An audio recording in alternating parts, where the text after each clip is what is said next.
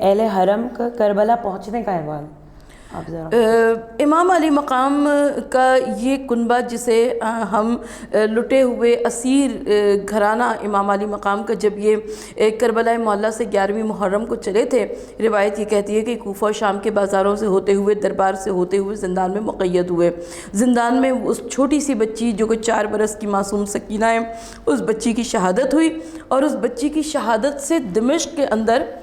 انقلاب کے آثار پیدا ہونے شروع ہوئے۔ تاریخ یہ کہتی ہے کہ جناب سکینہ بنت الحسین کا ایک عجیب طریقہ تھا تبلیغ کا، پیغام حسینی، مقصد حسینی کو آگے بڑھانے کے لیے، اس لیے کہ یہ بچی زندان کے دروازے پر بیٹھ جایا کرتی تھی، اور جب چھوٹے چھوٹے بچے وہاں سے گزرتے تھے اپنے والدین کی انگلیاں تھامے ہوئے، تو جناب سکینہ بنت الحسین ان کو بلاتی تھی اور ان کو واقعات کربلا سنایا کرتی تھی۔ اب یہ بچے جب اپنے گھروں کو جاتے تھے تو یہ واقعات وہاں پہ سنایا کرتے تھے، اپنے ملنے جلنے والے ہم جولیوں سے جب ملاقات ہوا کرتی تھی، اب مقصد کربلا، پیغام کربلا آگے بڑھ رہا ہے۔ ایک روز وہاں سے گزرتے ہوئے لوگوں نے دیکھا کہ وہ بچی نظر نہیں آ رہی ہے جو بچی روز در زندہ پر بیٹھ جاتی تھی۔ اب جب لوگوں نے تفتیش احوال کی تو معلوم یہ ہوا کہ وہ بچی، اس کی رحلت ہو گئی ہے،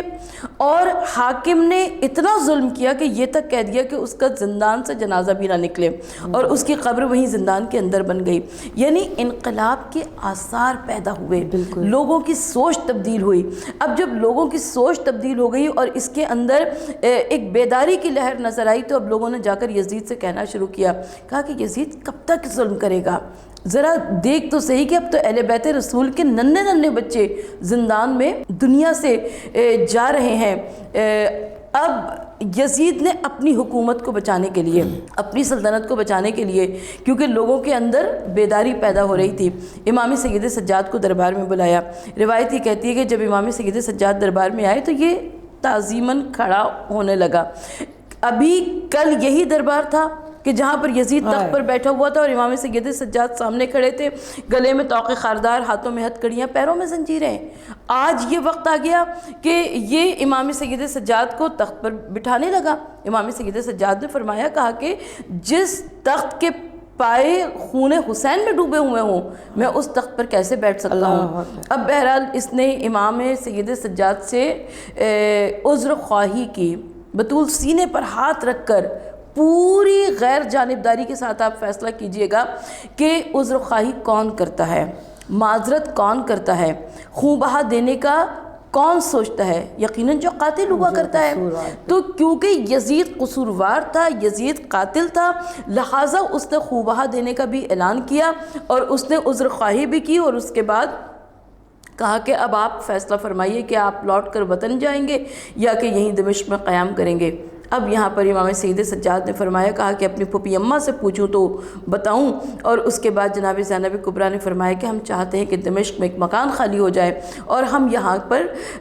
اپنے بھائی کا پرسہ لیں، اس لیے کہ ہم دل کھول کے روئے نہیں ہیں۔ اور اس کے بعد تاریخ یہ کہتی ہے کہ اتنی بڑی فتح، اتنی عظیم فتح ہمیں تاریخ پہ اور کہیں پر بھی نہیں ملتی کہ قاتل کے گھر میں مقتول کا ماتم ہو گیا، قاتل کے گھر میں مقتول کے اہل خانہ نے پرسہ لے لیا، قاتل کے گھر میں مقتول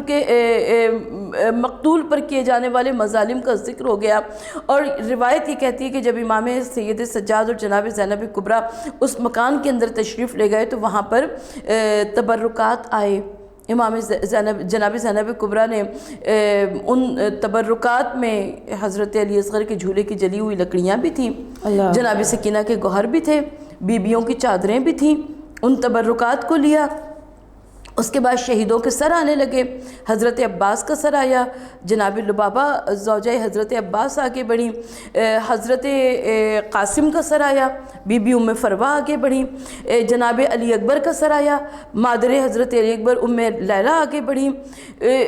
امام علی مقام شاہ شہیدہ کا سر آیا، خود جناب زینب کبریٰ سلام اللہ علیہ آگے بڑھی پیشوائی کے لیے۔ مگر شام کی عورتوں نے دیکھا کہ 2 سر ایسے تھے کہ جن کے اوپر کوئی رونے والا نہیں تھا، جن کا کوئی استقبال کرنے والا نہیں تھا، جن کے لیے کوئی پیشوائی کے لیے آگے بڑھنے والا نہیں تھا۔ شام کی عورتوں نے پوچھا، کیا ان بچوں کی ماں مر گئی ہے؟ کہ جو ان بچوں کی پیشوائی کے لیے 2 چھوٹے چھوٹے بچوں کے سر تھے۔ اور جناب زینب کبریٰ سلام اللہ علیہ نے فرمایا، کہا کہ ماں موجود ہے مگر علی اکبر پہ صدقہ کر چکی ہوں۔ تو یہ وہ واقعات ہیں دمشق کے کہ جو انسان کے دلوں کو ہلا دیا کرتے ہیں.